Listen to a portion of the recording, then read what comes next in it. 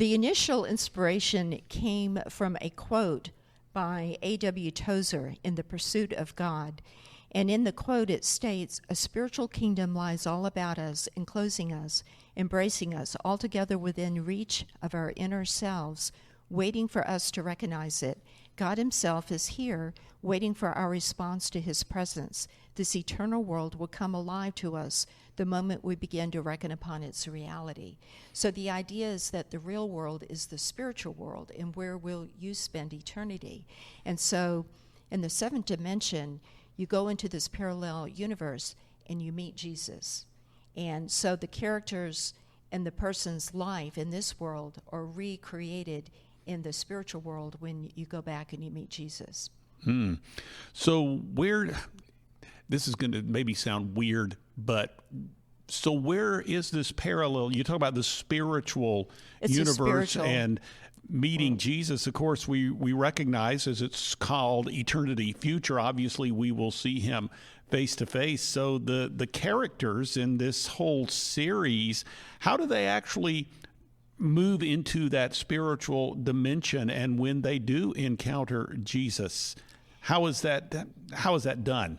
Well, a central theme throughout the series is the garden.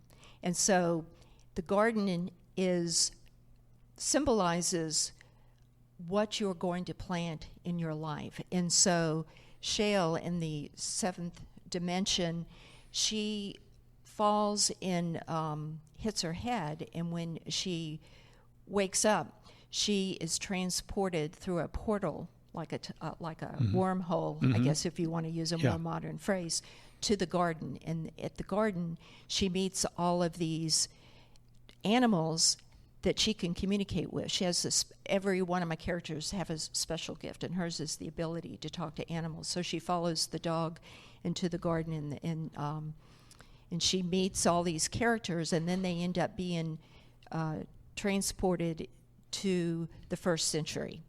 And there she meets the king. He's never called Jesus. In the book, he's called the king, because I'm trying to reach kids that are not churched, that aren't familiar with church kind of words, and a sense that is more like an adventure. But it's a spiritual world. You're listening to Meeting House here on Faith Radio. Lorilyn Roberts joining me today at the 2025 Blue Lake Christian Writers Conference, Blue Lake Camp in Andalusia. Thanks for joining us here on the Meeting House on Faith Radio.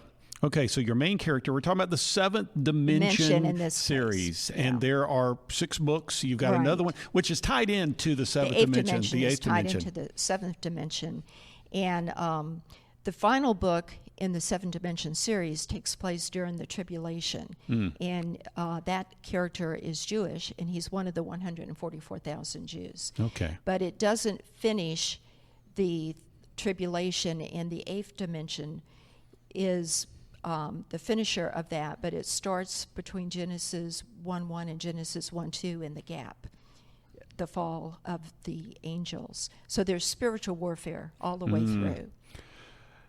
Okay, you got me thinking here. Now, the name of this last book in the seventh dimension series is called The Door. The first book in the seventh dimension is The Door. The first book in this, okay. And the first book in the eighth dimension is called Frequency, and it relates to the fact that I'm a ham radio operator, and I got thinking about frequency in terms of ham radio and Morse code. So the main character in the eighth dimension in Frequency has a radio delivered to her with frequencies on there that are very unique and special, which will allow her to communicate with UFOs.